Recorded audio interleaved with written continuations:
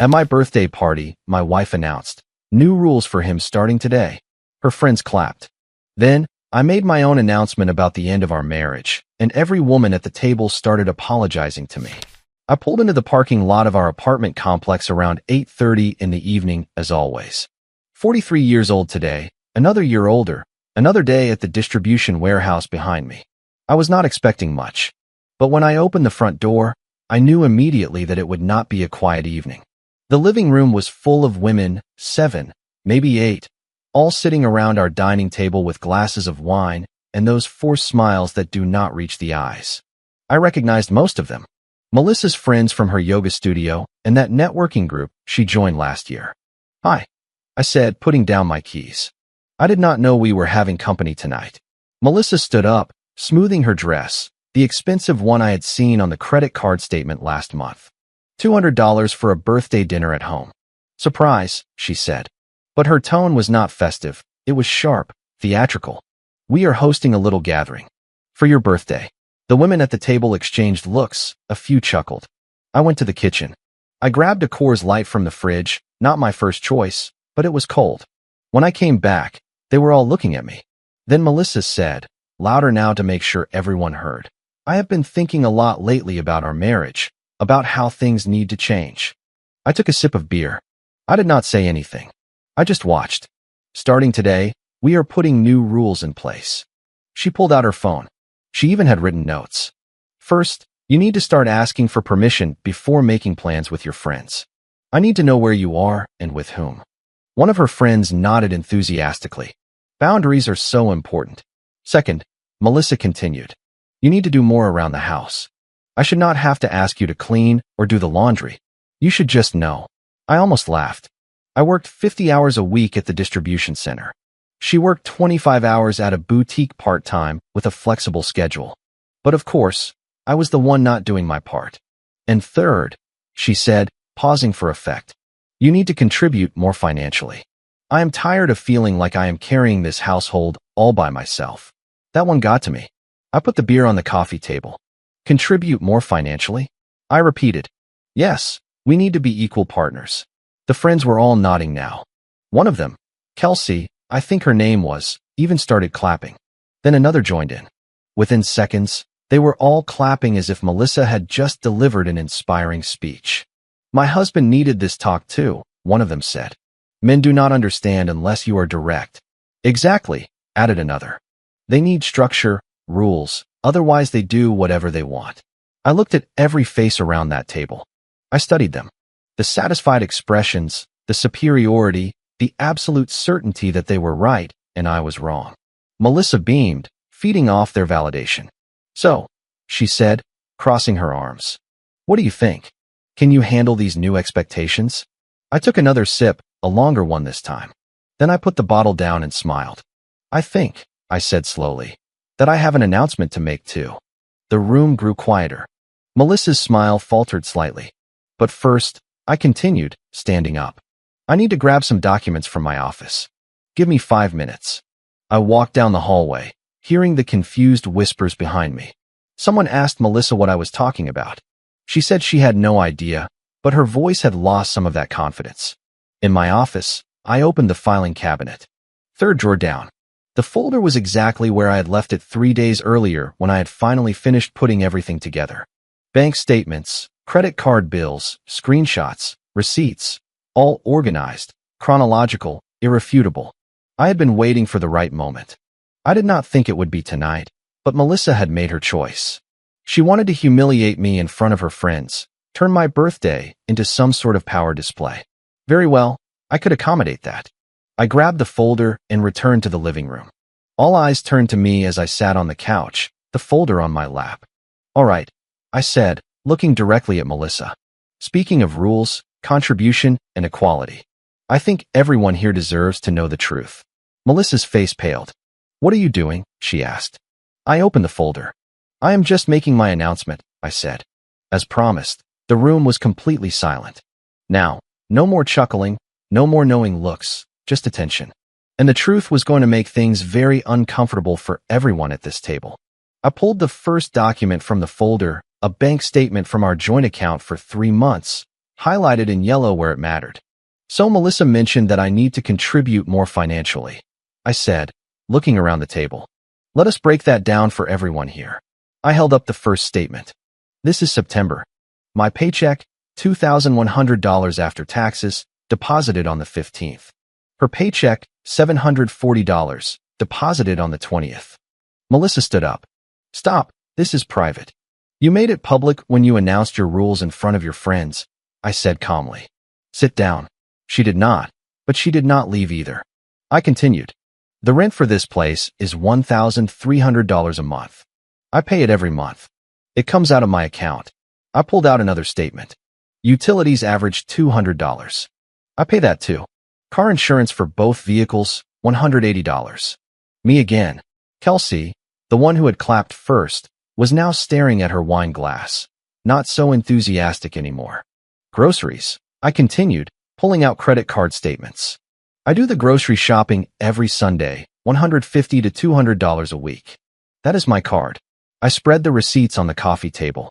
And before anyone asks, yes, I cook most of the dinners too, Monday through Thursday at least, because I get home first. This is humiliating, Melissa said, her voice trembling. On your birthday, you are doing this. Oh, we are just getting started, I replied. October statement. My check, same amount. Your check? $740. But look at this. I pointed to a specific line. $470 at Nordstrom, $320 at that downtown boutique, $215 at the spa. One of the friends, Brooke I think, shifted uncomfortably in her chair. I work hard for my money, Melissa said defensively. I deserve to treat myself. Absolutely, I agreed. With your money, not mine. But that is not even the interesting part. I took out my phone, opened the folder of screenshots. You see, about 4 months ago, I noticed you were going out a lot. Tuesday lunches, Thursday afternoon coffees. You said it was networking to build your professional connections. Melissa's face went from pale to ashen.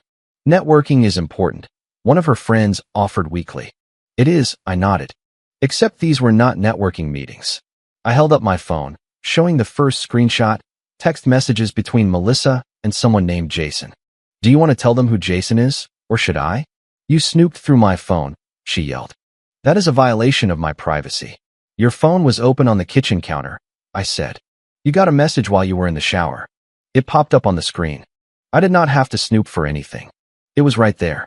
The message on the screen read, Cannot wait to see you Thursday, same place. Jason Mitchell, I said to the room. He used to work with Melissa at her old job. They have been meeting regularly for 4 months. Every Tuesday, every Thursday, sometimes Saturdays when I work overtime. We are just friends, Melissa insisted, but her voice cracked. Friends, I repeated. Let me show you the receipts then. I laid them out one by one. Lunch at the bistro, $85.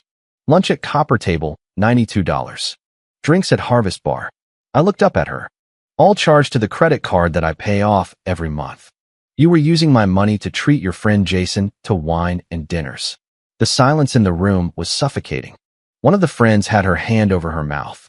Another was staring at Melissa as if she had never seen her before. It is not what you think, Melissa said, tears forming now. We never did anything. We just talked. About what? I asked. Because according to these messages, you spend a lot of time complaining about me. Look at this one. I read from my phone. He is so controlling with money. He acts like I am not allowed to spend anything. Or this one, I continued. Sometimes I wonder why I even married him. He does not understand me at all. Or my favorite, I said, scrolling. Jason understands me in a way he never could. Kelsey was picking up her purse. I think I should leave. No, stay, I said. You were so enthusiastic about Melissa's new rules 10 minutes ago. I want you to hear the rest. She froze, caught between leaving and staying. I found out about Jason 3 months ago, I explained. At first, I was angry. I thought about confronting both of them, making a scene, but then I realized something. It was not about Jason, it was a pattern. I pulled out printed screenshots from social media, from group chats. Melissa has a habit of telling stories. Her version of facts. To all of you, I am the bad guy, the controlling husband who does not appreciate her, who does not support her dreams, who does not contribute enough. I looked around the table. But none of you knew that I pay almost all of our bills. None of you knew that she barely works part-time by choice, not by necessity. None of you knew that she was having secret meetings with a former coworker with my money, using my work schedule against me. Brooke spoke softly. She told us you were always criticizing her spending.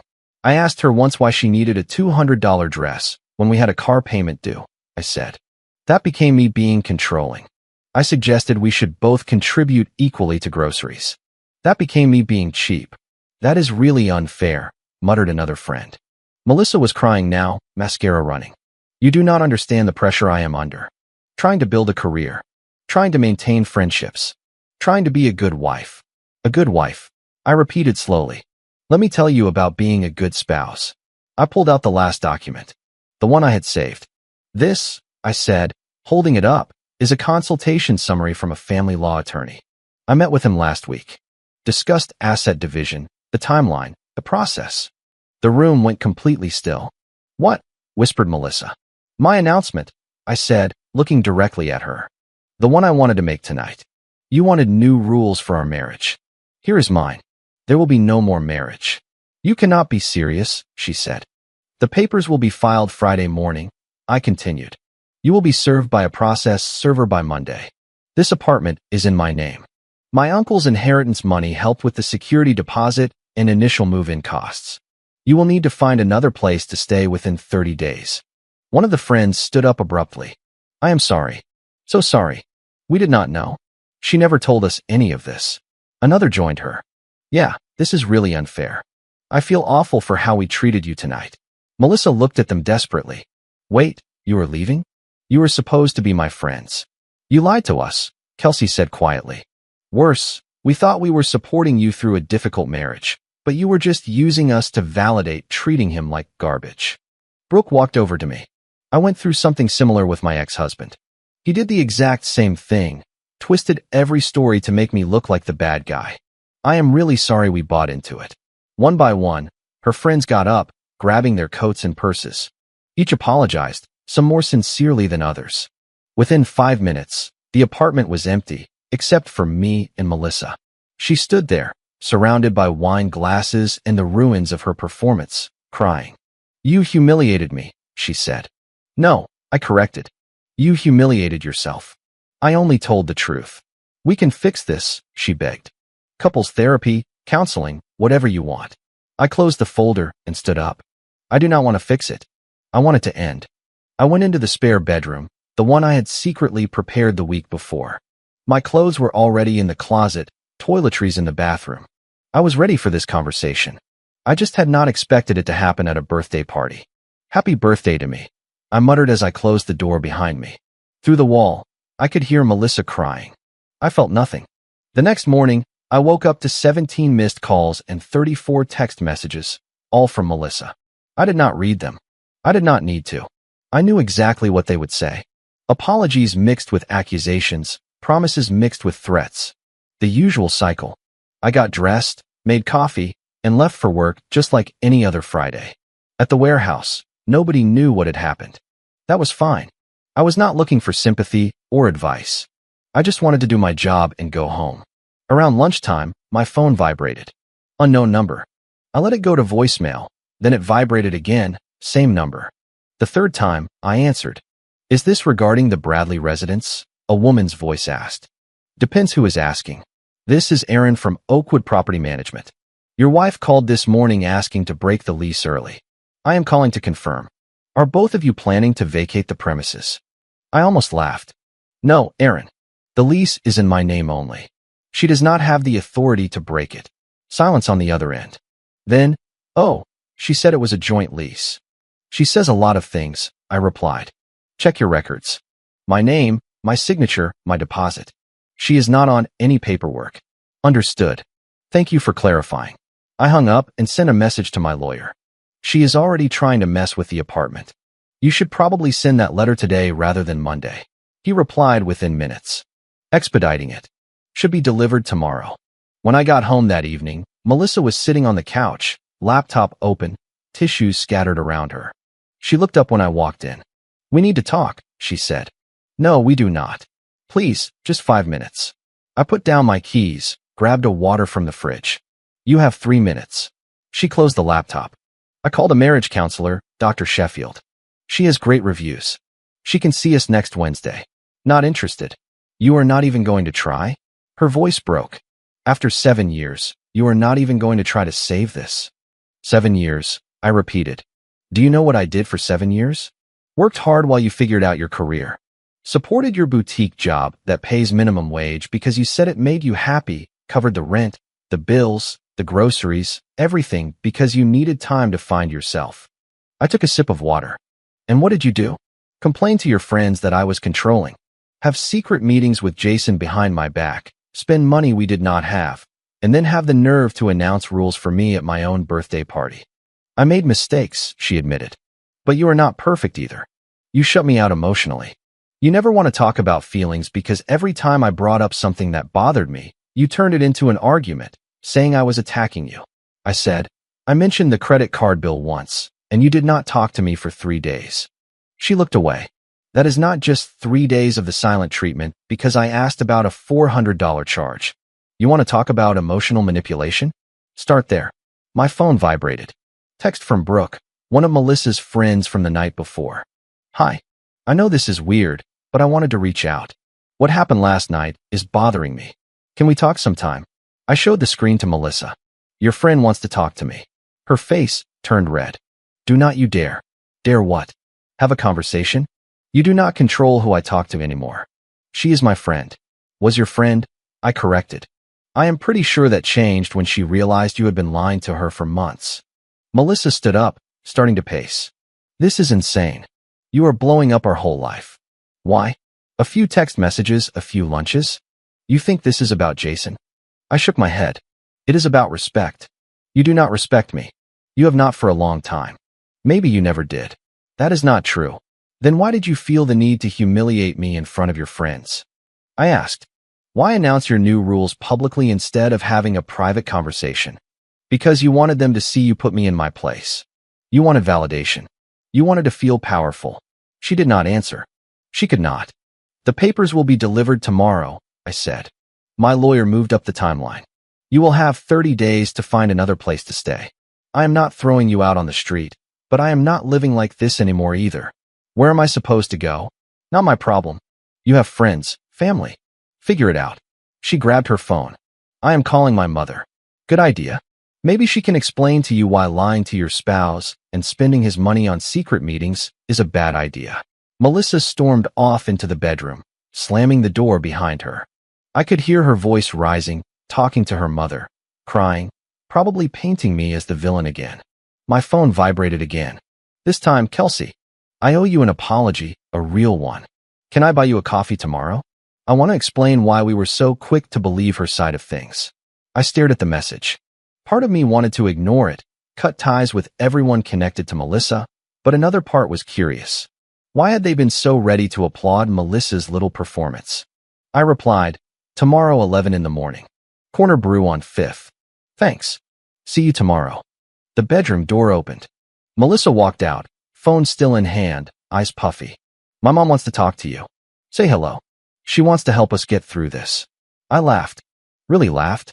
Your mother, who thinks I am not good enough for you, who told you at our wedding that you were settling, wants to help mediate our divorce. Pass. Did you hear that? I was 10 feet away. She was not exactly whispering. Melissa's face fell. I defended you after she said that. I pointed out. You did not shut it down immediately. You waited to see if anyone else agreed first. She sat back on the couch, defeated. I do not know what to do. Start looking for apartments, I suggested. You have 30 days. I cannot afford rent on my own. You should have thought about that before implementing your new rules. She looked at me with something between anger and despair. Are you enjoying this? No, I said honestly. I am not enjoying it. But I am not losing sleep over it either. This marriage was over a long time ago. We were just pretending it was not. My phone rang. Unknown number again. I answered. Hello. Is this about Jason and Melissa? A male voice asked.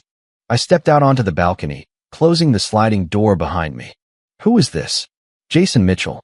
Listen, I do not want any trouble. Melissa called me crying. She said you found out about our lunches. Your lunches? I repeated flatly. Nothing happened, he said quickly. We are just friends. I am married. I have 2 kids. It was innocent. Does your wife know about your innocent lunches? Silence. That is what I thought. I said, here is the thing, Jason. I do not care if you crossed a line or not. What I care about is that my wife was spending my money to meet you while lying to me about where she was. That is enough. Man, I am sorry. I did not know the situation. She acted like you guys were practically separated. We were not, but we are now. Listen, I am going to stop talking to her. Cut contact completely. I do not need this drama in my life. Smart move, I said, and hung up. Through the glass, I could see Melissa watching me from the couch. When I went back inside, she asked, was that him? Yeah. What did he say? That he is done. You are on your own. She looked like she had been slapped. He said that. Basically. Turns out when things get complicated, people disappear. She put her face in her hands. Everything is falling apart, is not it? No, I corrected. Everything fell apart months ago. You are just noticing it now. I grabbed my laptop and sat at the kitchen table. I started looking for apartments online, looking for something smaller, cheaper. I could downsize, save money, start fresh. Melissa watched me from the couch. You are really doing this? I really am. And therapy, and trying? I tried for years, I said without looking up. Your turn to try something new, like honesty, like accountability, like being single. She did not reply. She just sat there, surrounded by her tissues and her tears and the consequences of her choices. My phone vibrated one last time. Brooke again. Kelsey told me you are meeting her tomorrow. Can I come too? I think we owe you more than just an apology. I thought about it for a moment, then replied, sure. 11 at Corner Brew. This was not how I expected my 43rd birthday week to go. But sitting there, looking for an apartment, divorce papers in the works, Melissa finally quiet on the couch, I felt something I had not felt in years. Peace. Not happiness. Not yet, but peace. And that was enough for now. Saturday morning, I walked into Corner Brew 10 minutes early. I ordered a black coffee, found a table near the window. The place smelled like fresh pastries and espresso. The Saturday morning crowd was coming in for their caffeine fix. Kelsey arrived first, looking nervous. She was carrying a folder, which seemed odd for an apology over coffee. Thanks for meeting me, she said, sitting down. I was not sure you would actually come. I am curious, I admitted. Why the sudden change of heart? She opened her folder before answering. Inside were printed screenshots, text messages. Because after going home Thursday night, I could not sleep. I kept thinking about what Melissa told us versus what you showed us. So, I looked through my phone. She slid the first screenshot across the table. This is from 6 months ago. Melissa texting us in the group chat about how you refused to let her buy a new couch. I read it. According to the message, I had apparently thrown a fit because she wanted to redecorate, calling her wasteful, saying the furniture was fine. What is the real story? Kelsey asked. We needed new tires for her car, I said. The inspection was due. I suggested waiting a month for the couch until the next paycheck. She agreed at the time. Then apparently she went and told all of you that I was controlling. Kelsey nodded slowly. That is what I figured. Brooke walked in then, saw us at the table, ordered her coffee, and joined us. Morning, I replied. Kelsey showed the screenshots to Brooke. I was just showing him how Melissa framed things. Brooke pulled out her own phone. Yeah, I looked through old messages too. It is bad. Like, everything she told us was twisted. She showed me another text thread. This one about how I had supposedly ruined her birthday last year by refusing to take her out to dinner. I worked a double shift that day because a co-worker's kid was in the hospital, I explained. I came home exhausted at midnight. We celebrated the following weekend. We went to that Italian place downtown. The expensive one. It cost me $160. She never mentioned any of that, Brooke said softly. Just that you had forgotten her birthday. Kelsey leaned back in her chair. It is really unfair. We were enablers. We thought we were supporting a friend in a difficult marriage, but we were just helping her justify treating you like crap. Why? Why were you all so quick to believe her side? Brooke and Kelsey exchanged a look. Brooke spoke first. Because some of us have been in bad relationships, she said. My ex-husband was truly controlling, monitoring my phone, questioning every purchase, isolating me from my friends. When I finally left him, a therapist told me about financial abuse, emotional manipulation, all of that. So when Melissa talked about you questioning her spending, Kelsey continued, it sounded familiar. Like warning signs we had been taught to recognize. Except I was not questioning her spending, I said. I was asking her to contribute. There is a difference. We know that now, Brooke admitted. But in the moment, hearing her version, it fit a pattern we recognized, or thought we recognized. Kelsey pulled out another screenshot. This is from 3 months ago. She told us you had started working overtime to avoid being home with her. I almost laughed. I work overtime because the distribution center pays time and a half on weekends. I was saving up for a down payment on a house, a bigger place since she kept saying the apartment was too small. Did she know? Kelsey asked. I told her every time I picked up an extra shift. I even showed her the savings account balance once. She said it was not enough, that we needed more before even thinking about buying. Brooke shook her head. She told us you were hoarding money, keeping her on a tight budget while you spent freely. I do not spend freely, I said. I buy the groceries, pay the bills, and put everything else in savings. My last personal purchase was a pair of work boots 3 months ago, $42, at the outlet mall. The barista called someone's name.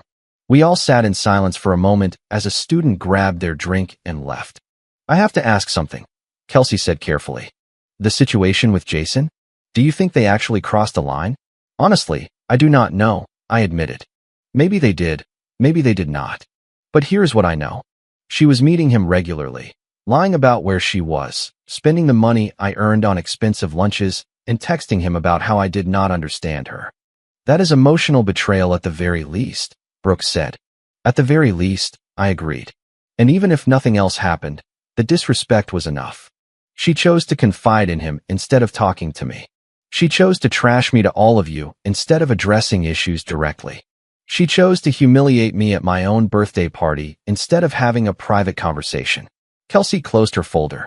For what it is worth, I am truly sorry. We should have questioned more. We should have asked for your side. Most people do not, I said. They hear one version of a story from someone they trust, and they accept it. It is human nature. It does not make it right, Brooke added. She hesitated, then asked, what happens now with the divorce? The papers were served this morning, I said. She has 30 days to move out. We will divide the few common possessions we have, which is not much. The apartment is mine, the savings account is mine. She can take the furniture she bought with her credit cards. Where will she go? To her mother's, probably. Or maybe she will move in with one of her other friends. I looked at them pointedly. Assuming she has any left after Thursday night. Brooke grimaced. Most of the group chat has gone quiet. Nobody knows what to say. A few people defended her at first, saying you were cruel. But then others started sharing their own stories about things she had said that did not add up. Like what?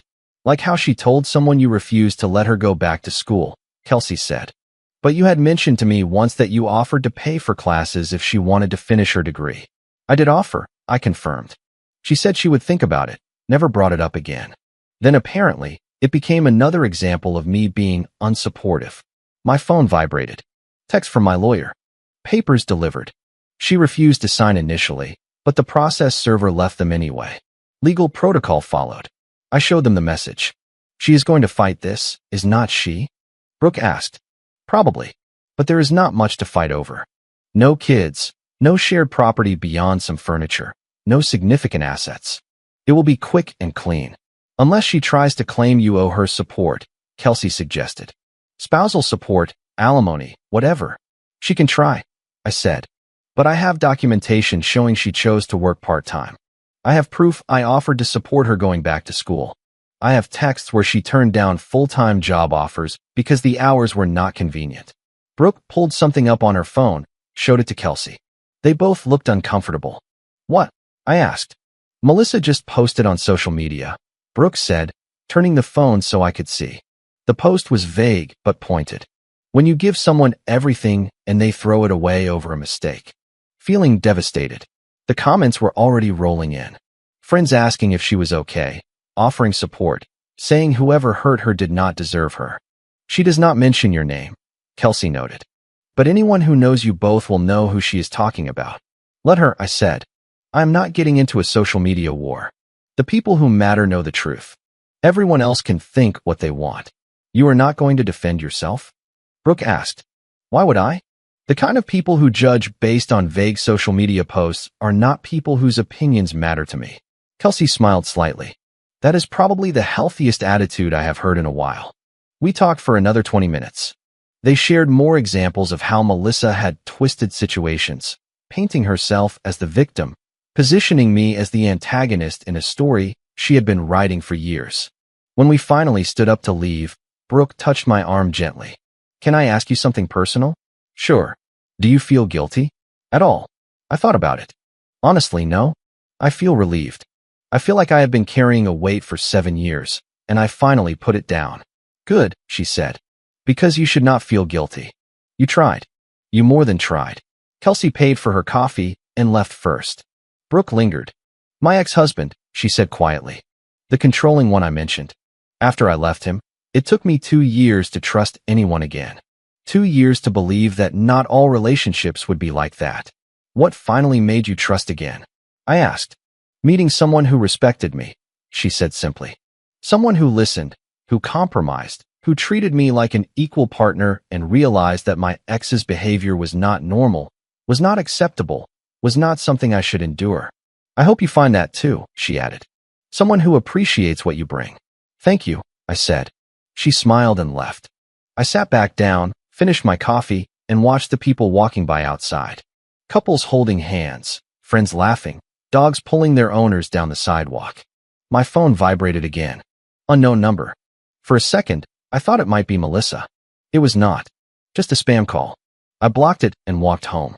The apartment was quiet again, but this time the silence felt right. Not empty, just calm. I grabbed the last beer in the fridge, sat on my couch, and smiled. 43 years old, divorced, starting over, and happier than I had been in years. Melissa wanted new rules for our marriage. Instead, she gave me something better, freedom. And I was not going to trade that for anything. Comment. I know this story can hit hard, especially the part about having your kindness mistaken for weakness. It is a powerful reminder that your self-respect is not up for negotiation.